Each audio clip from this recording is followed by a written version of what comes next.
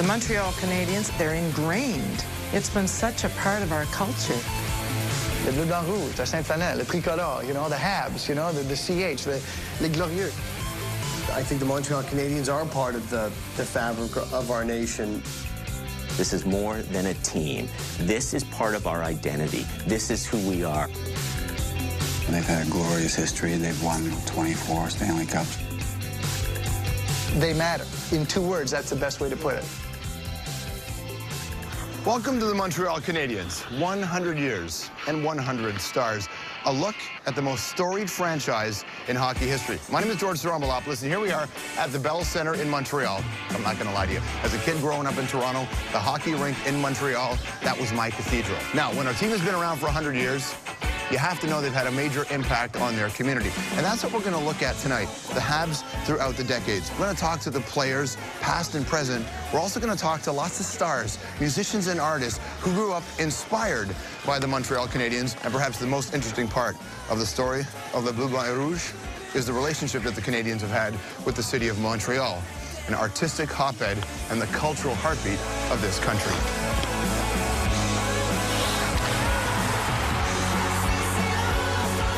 All right, so everybody knows that the Montreal Canadiens have won 24 Stanley Cups. And if you didn't know that, well, chances are some drunk Habs fan has bothered you about it in a bar somewhere. But what most people don't know is that the city of Montreal has actually experienced championships with teams like the Victorias or the Shamrocks or the Maroons or the Wanderers. And they did it in this rink right here called Westmount Arena. It's goodbye, Broadway. Hello, Montreal. For a very long time, the French factor in Quebec was outside of the city of Montreal. Anyone who would have come to the city of Montreal in the early 20th century would have been convinced that it was a totally English city. In 1909, Montreal was indeed 2 solitudes. The English enjoyed music halls and vaudeville, while French Canadians favored something altogether different. The cultural heroes of the early 20th century for French Canadians were actually opera singers. Napoléon Bisson, Raoul Jobin, Richard Véraud, Pierrette Allary. They were representatives of Quebec culture. They sang at the Met. They sang at Covent Garden.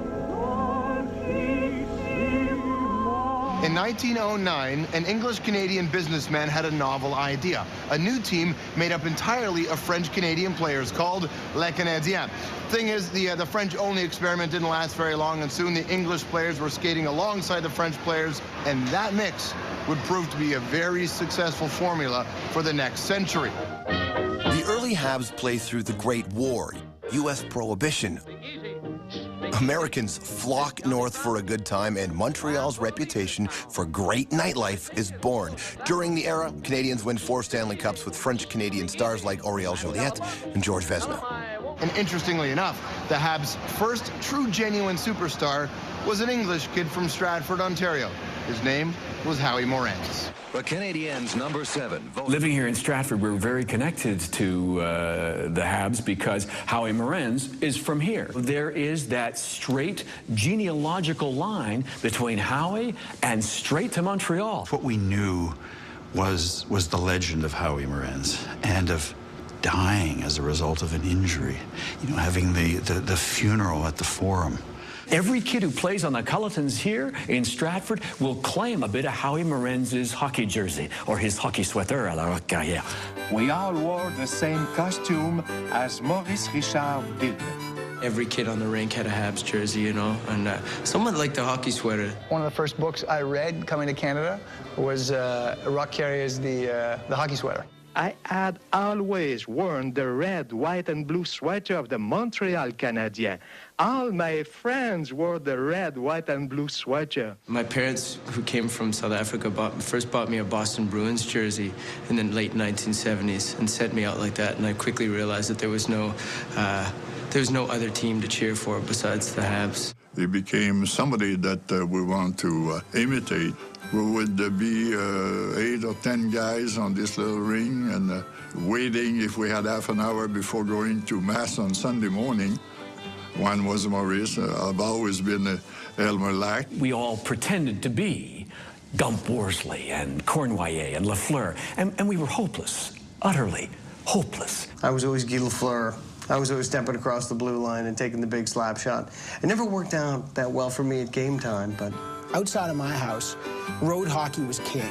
I used to look up to Ken Dryden, number 29. I'd put my chin on the stick, and I would dream about being Ken Dryden. The pucks hurt too much when they came on your body, so I decided to make a career change and go into singing. To the horror of all my neighbors and friends, I was secretly a Montreal Canadiens fan. I wore a Montreal Canadiens jersey in Toronto. So this was like the reverse of the hockey sweater. You know, it's hard to imagine when you look at the Forum today, but you know, in the 50s and 60s, this might have been the most important building in the city, and this was the shrine of hockey.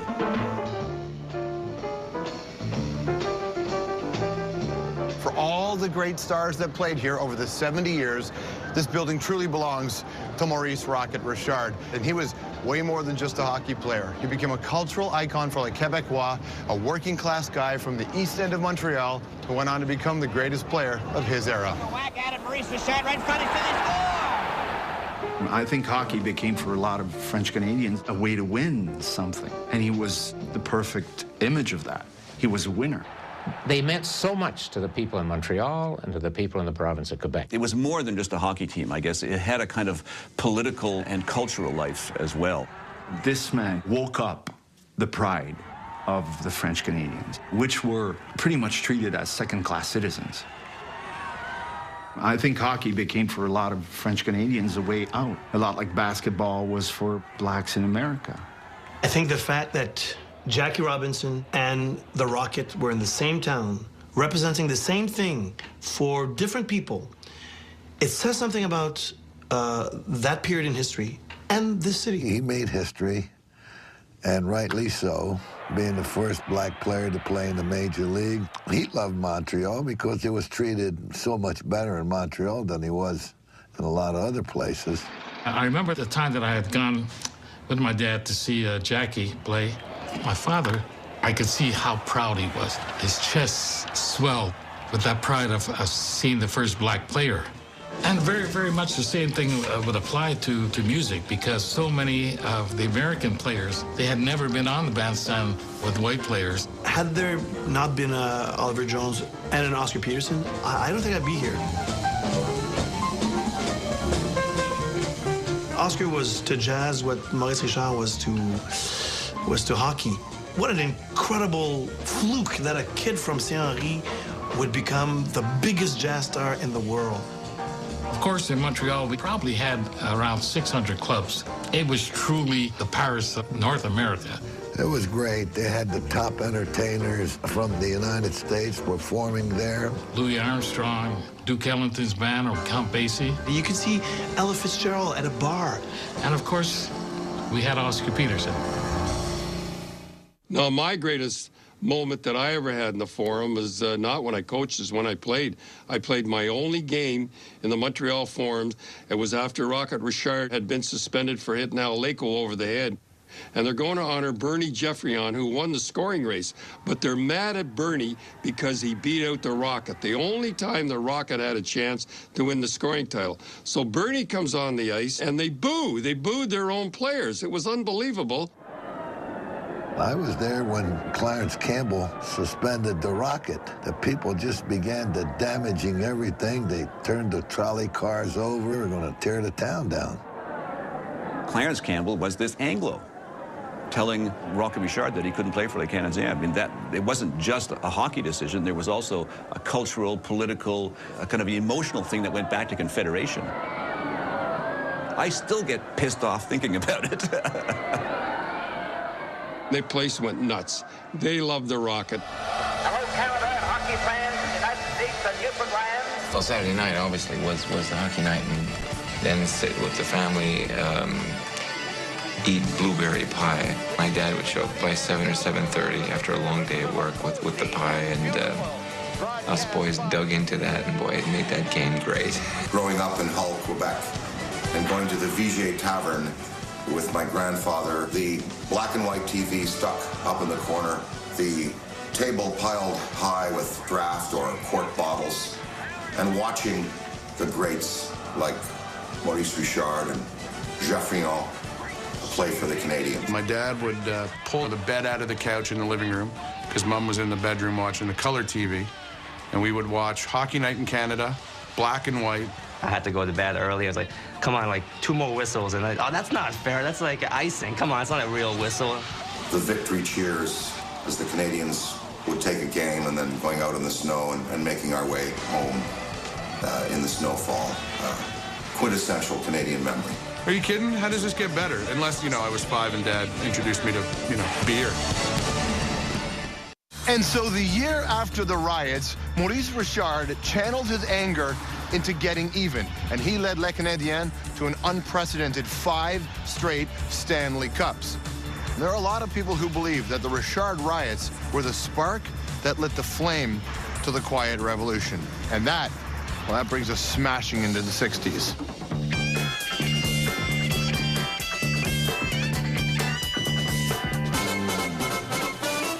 So during the 60s, the eyes of the world were all trained on Montreal. You had Expo 67. There was the Summer of Love. Trudeau-mania was sweeping all across the country. There was peace, love, and rock and roll. Hell, even John Lennon's Bet-In happened right here. And Quebec was going through its own revolution. The independence movement was gaining strength. But all the while, back on the ice, with Jean Beliveau's leadership, the Habs just kept winning. So if the Canadiens have their name on the cup the most, you have your name on the cup the second most, and then the Leafs. Like, you have your name on the cup an awful lot of times. And talk about what it means to put on the Canadiens jersey. It's a dream to one day belong to this organization, to wear the uniform, and after you make the team, it's to win the cup. I remember coming to our seats, walking by Beliveau, and he was gigantic. I mean, I was 8 years old, and he was on skates. He's 6'3" or something already. But I remember walking around a corner and then it just stopped me in my tracks. I just, wow. Of course, I swooned over Jean Beliveau. I swooned. He was so gorgeous. He shook my hand. I tell you, it was one of my greatest thrills I ever had. He carried himself not only on the ice, but off the ice with such class. If you ever want to look in the dictionary and see class, John Beliveau would be there. When I was there was a dynasty. I remember having lunch with a guy one day. He was talking about hockey players. He said, why shouldn't the goalie have a mask like a catcher? So he drew one on the tablecloth, and of course it was Jacques Plante. And he was the first one to use a mask. In the summertime, he'd work at this garage out on St. Catherine Street. My father used to work there too, so I used to get these signed postcards with him as a goaltender. I used to give him in school and stuff, so that's how I met Jacques Plante when I was a real young kid at that time. The first time I made a record, I was 18, yeah, it was 1966. Yeah. A lot of people were young and everybody wanted to party, so, you know, there was a lot of fun going on. And it got worse after, even more fun. While Canada celebrated its centennial to the sounds of Bobby Jimby, artists in Quebec were singing, let's call it a different tune. You're a frog, I'm a frog, kiss me, and I'll turn into a prince. I was like, I think the first French Canadian to sing at the Forum for at least 10 years was like my trademark, to wear a hockey sweatshirt. And after that, lots of guys used to wear the hockey sweatshirt.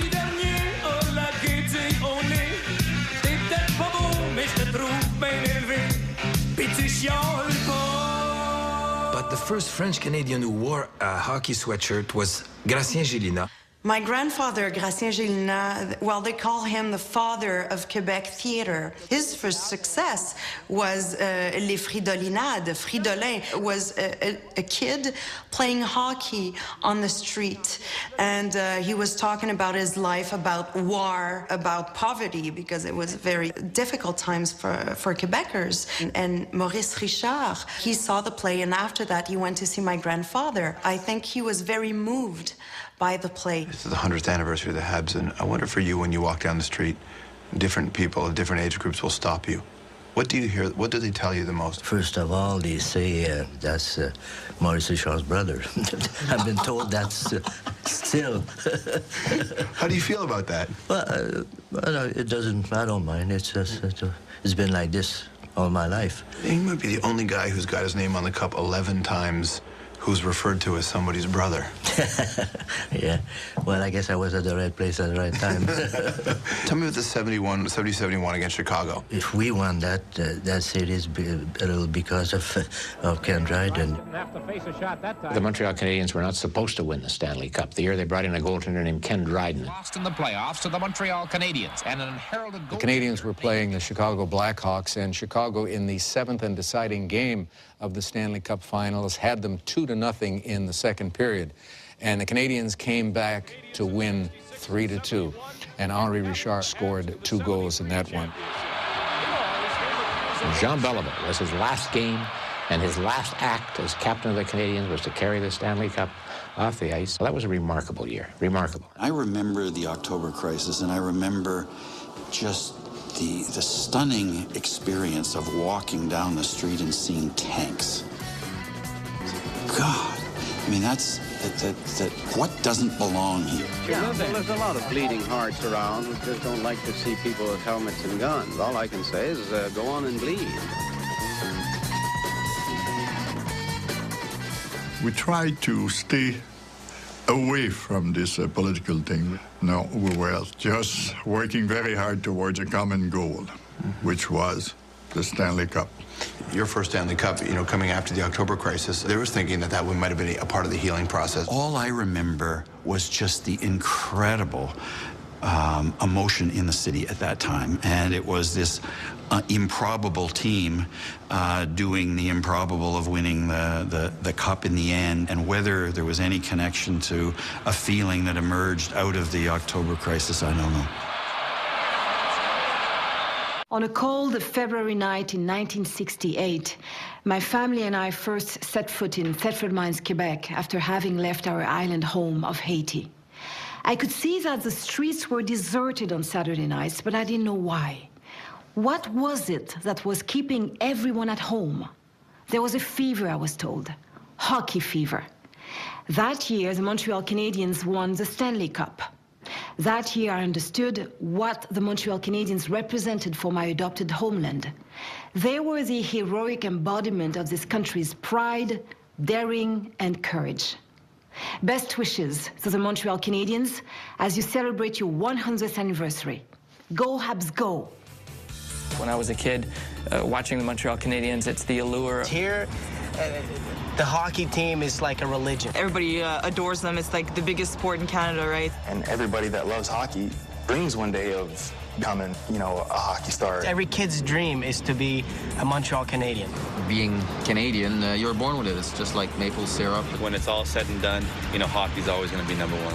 So if the seminal moment of the 60s was Expo 67 and the soundtrack to that were all the hippies and such, in the 70s, well, the seminal moment were the 76 Summer Games, the Olympics. Of course, you see Olympic Stadium right behind me here. The soundtrack to that, though, was the good old-fashioned disco where everybody was wearing really weird and nasty clothes, including the Habs, most notably Guy Lafleur, but the Habs kept on winning.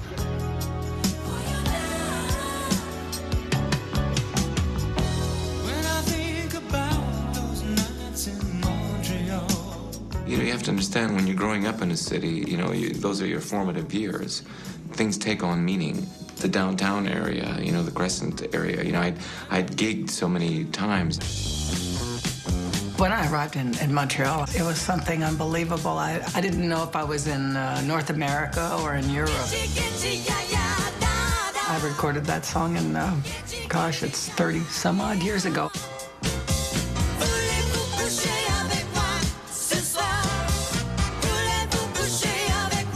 We were always ending up in these places, you know, after hours bars, jazz clubs, anything around the Forum, you know. And there'd be Guy with his friends, you know, smoking up a storm and drinking up a storm. This was that free spirit of that time. The kind of Studio 54 kind of mentality that Lafleur was such a great symbol of. In the modern era, with all the technology and you can take pictures on phones and all that, there's a lot less crazy stuff happening than there used to. You put out a record? Did you put out a disco record? Yeah, I was the one who invented the rap music. Stand straight. Stand straight. With your feet shoulder width apart. Now, bend your knees. Just your knees. Gee, we did, it was hockey lessons with the group Toulouse in the background. So, did it for the fun of it. So. Sure. Whenever you talk about the Canadiens and playing in Montreal, so much of it is on the ice, but then there's a huge part of it that's not even on the ice. It's what happens afterwards. It's the party in the city, the nightlife in the city. You must have had a lot of fun. Yeah, we're on party 7 days a week. Play 5. We used to love to play guilty, you know. Yeah. That's why we won. That's why we were winning, maybe. The mark of a great score is consistency. I remember Guy Lafleur, because he was friendly with my dad. They became friendly in Tremblant on the racetrack. When I sang the national anthem, Guy Lafleur was there. And he looked at me and he said, "You sing it, girlie." Guy Lafleur. And I sang it, man. It was great. I learned my very first French line before learning French in school, and that was the first star, la première étoile, Guy Lafleur. My father was a dyed-in-the-wool Canadiens fan. We got him a Guy Lafleur shirt for Christmas one year, and he wore that Guy Lafleur shirt for every hockey game. The Montreal Canadiens of the National Hockey League. Et maintenant, Petrov is coming down to the Canadian side. He's in over the line. I think one of the greatest hockey games that I've ever seen was that incredible New Year's Eve game. And I actually got fired from a gig in London, Ontario, the Seeps. I refused to go on stage because I wanted to see the game. It was that riveting.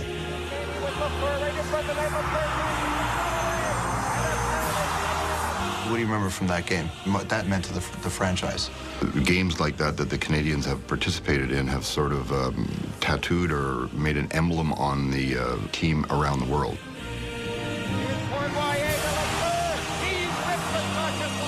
We were the best, they were the best, and this was finally that chance to play.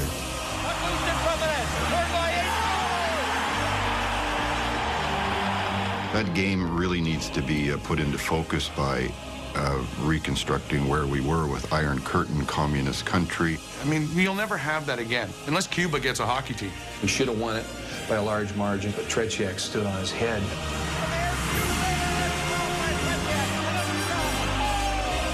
The non-definitive result, the 3-3 tie, almost makes it more memorable. The game is over. It was just a great game.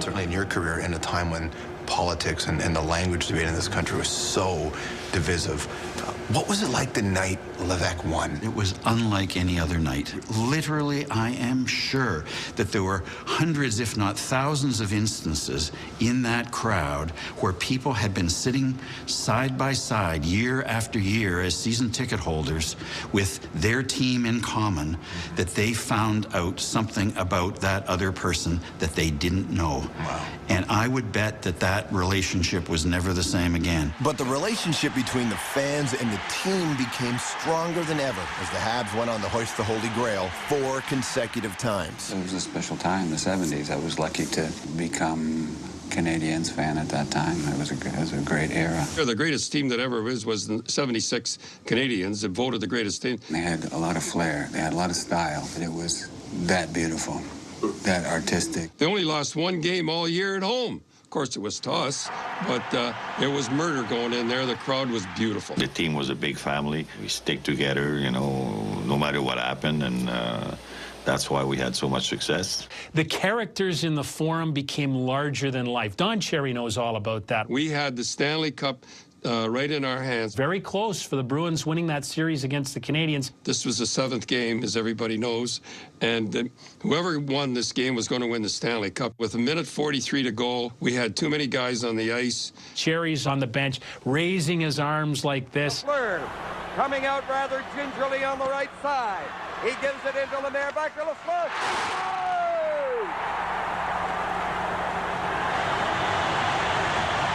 Only Lafleur could have put it along the ice in that far corner, tied up the game. They went on to win the Stanley Cup. For the fourth consecutive time. The Canadians are great at parades. I mean, you know, you get good when you do it all the time.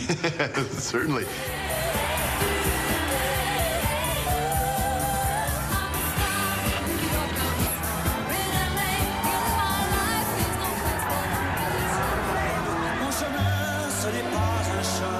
As the decade closed, the Canadiens and the country would face new, unforeseen challenges. Vous êtes en train de dire à la prochaine fois. All right, well, Montreal is back now. You got to know, in the 80s, Quebec started to struggle. It was just after the referendum. There was endless political squabbling. Hundreds of thousands of Anglos fled the province. Unemployment was high. Hell, we're just a few steps from the Forum. This neighborhood used to be hopping, and then in the 80s, it wasn't.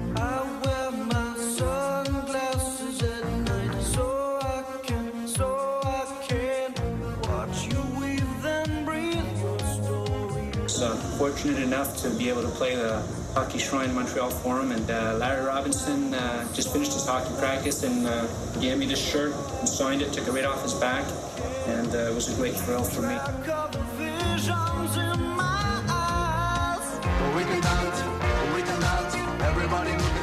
In the 80s, we used to hang out mostly on Saint Laurent Street, on the main. It was the whole punk new wave thing in Montreal was starting to happen.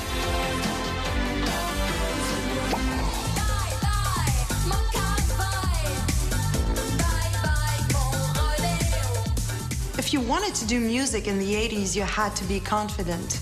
And Patrick Roy is the epitome of that. To nobody's surprise, here's the winner of the Conn Smythe Trophy, Patrick Roy. All right, so as the 80s hit, obviously the Montreal Canadiens dynasty was over, and the years of dominating, well, they were done.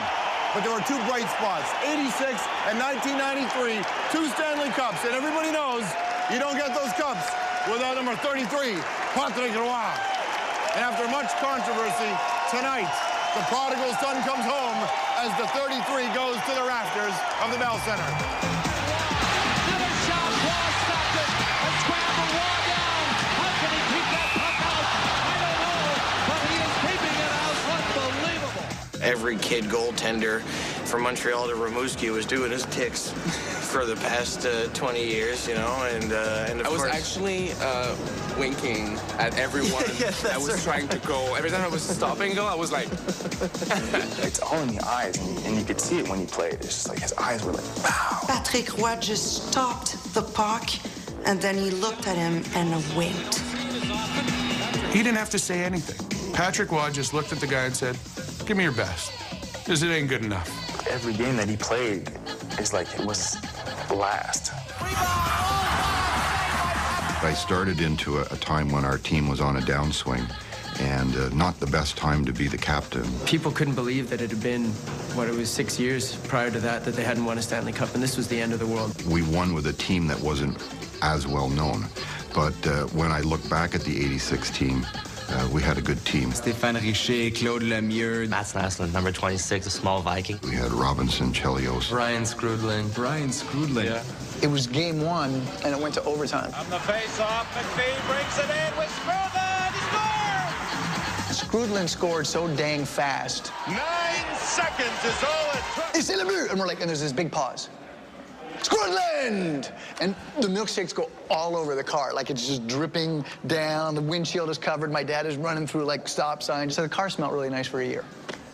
What's that flavor? It's chocolate milkshake. Why is that? Brian Skrudland. But Patrick he's the guy who carried us through the playoffs that year. He was the MVP, he was the star player, and I got a lot of recognition of it because I was the captain. There's a Cinderella story about Patrick Roy. There's also a Cinderella story about Celine. Back in '83, few people in Quebec could imagine that 15-year-old Celine Dion was destined to become the world's best-selling female artist of all time. C'est grâce à mes deux impresarios, Anne et René Angélil. If you ask me if Celine and the Montreal Canadiens have some similarities, yeah, I would say that they're both known all over the world. But it wasn't all new wave and pop ballads. No, in the 80s, Quebec had its fair share of rockers.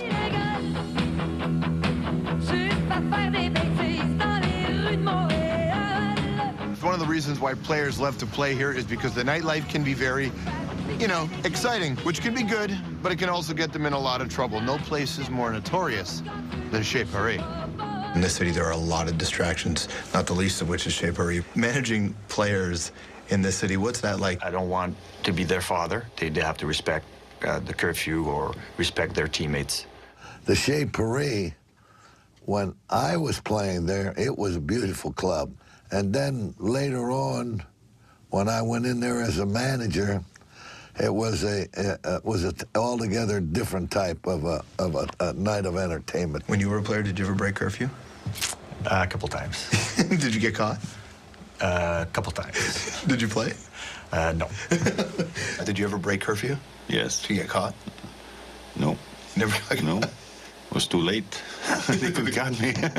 Coaches were already asleep at that time. In 1992-93, Canadiens were in the playoffs against the New York Islanders. The Islanders loved the Chez Paree. They were rolling out of there about 3 o'clock in the morning, and the next day at the Forum in Montreal, the Canadiens kicked them about 7-1 in the playoffs and went on, of course, you know, to win the Stanley Cup that year. My greatest Habs Stanley Cup memory, and I was shooting Tombstone. The Kings make it to the Stanley Cup final. And all these guys, you know, Kurt Russell and Val Kilmer, they had discovered Wayne Gretzky. And how could the Kings lose? There's no way they could lose.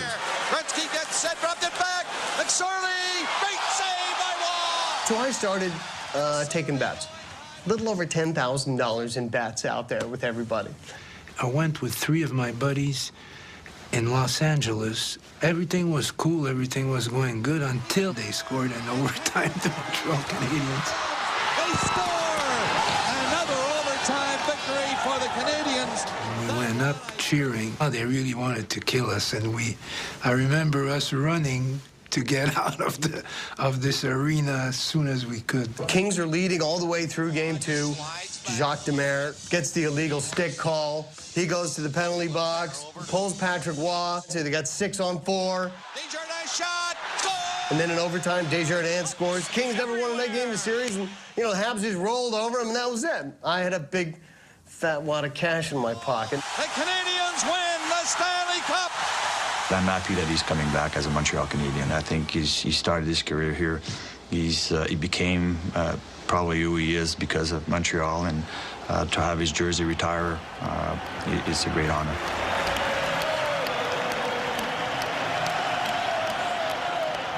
All right, so the dark days that seemed to be the 80s and the 90s were behind the Bleu, Blanc, et Rouge, and Bob Gainey and Guy Carbonneau seemed to have the team back as regular contenders, just as the energy was starting to come back on the ice. As is always the case with the Canadiens, the art and music scene in Montreal was back as well. Hello, I'm Rick Mercer, and I want to congratulate the Montreal Canadiens on 100 years of great hockey. Now, this franchise has had so many highlights in those 100 years, many of them near and dear to my heart. Jacques Plante and his contribution to quality facial protection, Ken Dryden's dedication to public life, and, of course, Bernie Geoffrion, with whom I share a nickname, Boom Boom. Go Habs. You know what makes a great team? I'll tell you what makes a great team. A rivalry. That's what makes a great team. Between Montreal and Quebec, it was always very interesting when those two teams were playing against each other. Well, you know, obviously I'm from Vancouver, so I'm a Canucks fan. I know that hack Jay Priestley is like posed for the Canucks.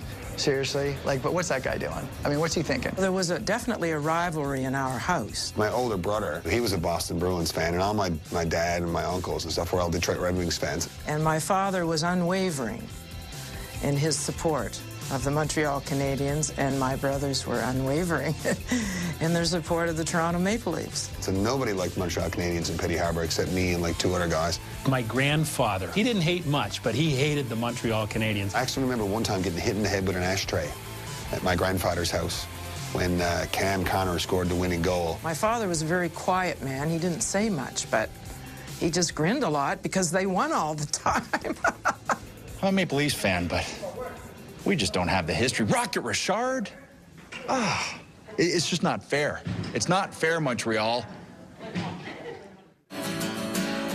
The mid-90s brings another referendum. An ice storm hits Montreal. Patrick Roy storms off the team. But the city itself experiences a financial and cultural renaissance. All right, this is Saint Laurent. This is a very important street in the story of Montreal. This is the street that divides East and West, that for the most part still divides French and English culture, but also this place is littered with places for bands to play, bands that are part of the new Montreal sound, bands like the Deers and the Stills and Arcade Fire, and of course, the Sam Roberts Band.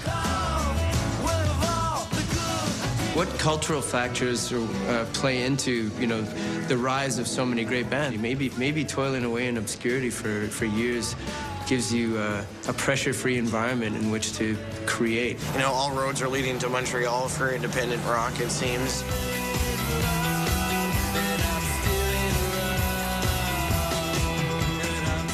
We knew, and the cool people in New York and Los Angeles knew about it, but that was it.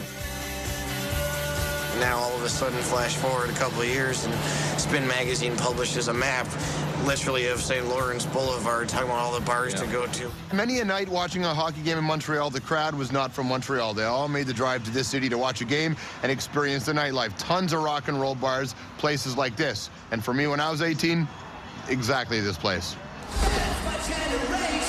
If we talk about Simple Plan, or if you talk about the Stills that come out there, have defined it. Arcade Fire have defined them. And these are groups also where you've got Francophone and Anglophone up on stage singing together.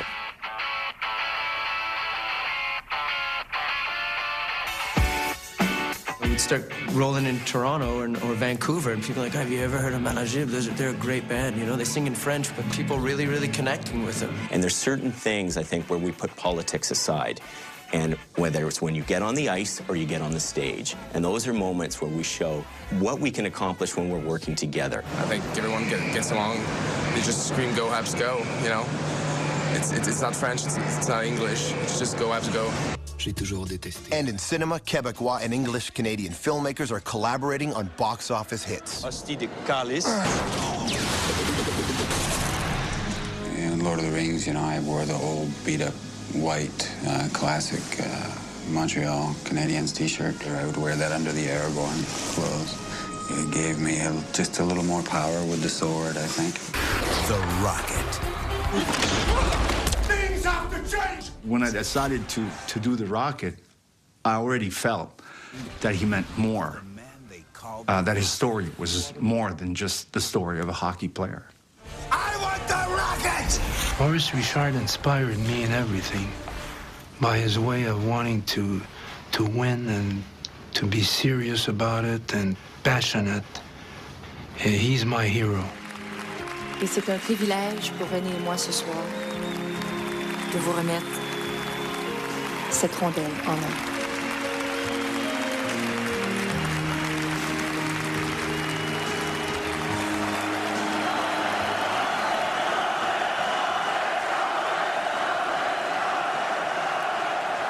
The hockey game I remember best with my father, Maurice Richard being applauded for like 10 minutes. Just the energy in that room really it reinforced the strength of this team in our local psyche.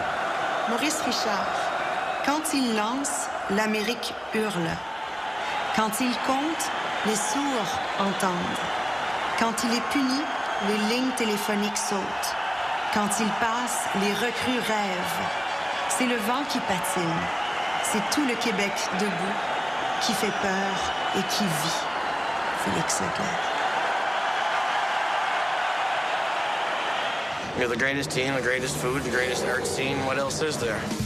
Well, there's also great festivals, or comedy, fireworks, and, of course, the Jazz Festival. That was like the first real show that I ever did, and it was in front of 125,000 people, so that was amazing. There's just a vibration in Montreal, the environment, the language, the different cultures mixed together. One of the things about Montreal that has really added to its culinary culture is that the immigration it's had has brought with it these fantastic flavors. When I first came up here, it took a long time for my food to come to the table. Coming up from the States, they sit you down, get you the food, and then you're out of here. But up here in Montreal, it's an event.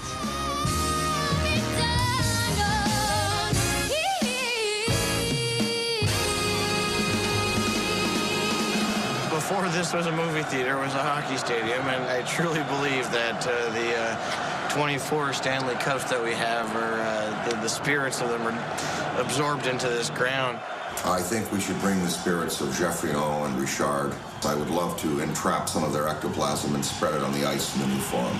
And while the Spirits did take a while to find the new arena, legend has it they arrived at the Bell Center when, after a long battle against cancer, Captain Saku Koivu returned to the ice. I was at that game where he made his return, and anybody who doubts his heart, just look at what he's done and what he's accomplished. Not only for what he's done on the ice, but also what he's done off the ice with his charity work and stuff like that, yeah.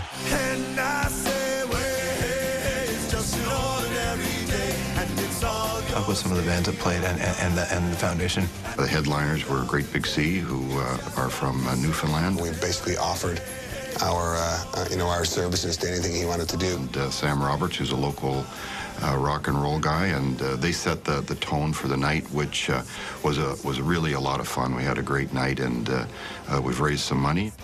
We mutually respect each other's efforts to make the local community better.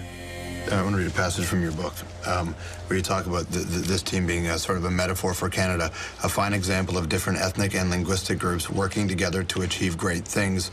Language and cultural differences never cause problems between the players. And then you go on to say you're always proud to be a Canadian and a Canadien. You know, well, it's exactly what I mentioned in my book.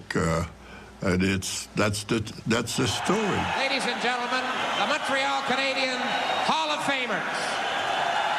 When you had English guys like Ken Dryden, and you had the French guys like Guy Lafleur, the Flying Frenchman out there, they were one. And when they were one, we were one. And that was a great reminder of what we could be. Everybody can work together and be successful, and a place where people could look and say, why it can't happen in other areas. We've managed to coexist for hundreds of years, whereas you never would have thought it possible, you know. If you came from old world Europe, that you'd see French and English people coexisting like this. And not just coexisting, but using the differences between us to make, in my mind, the best city in the world. There is something so passionately unifying about a love for hockey and about a love for the Montreal Canadiens. The Montreal Canadiens as a sports franchise are the way much of the city, but much of Quebec speaks to the world. We resonate with people in Montreal, which is a very mixed island of people. We resonate with people in the province of Quebec, with Francophones, Anglophones, different places in the Maritimes, in Alberta, in BC. And so I think we're a good bridge for the whole package.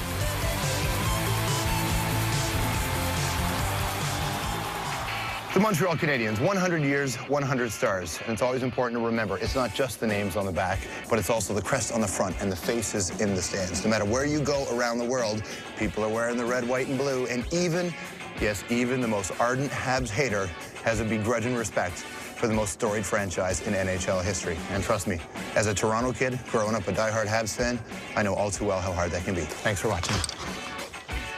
I remember the 50th anniversary of the Montreal Canadiens. I was just a kid, but I'll never forget watching on television the Rockets scoring goals in that great year, 58-59. Well, 50 years on, 100th anniversary of the Montreal Canadiens, and the country is still as excited as ever. Happy anniversary to the Habs. City of night, 1,000 colors, ocean of flight among the shadows, under the stars, the world seems brighter. City of night will shine forever. City of night, neon like ice, ocean of light, under the stars. City of night, a million faces. Try to avoid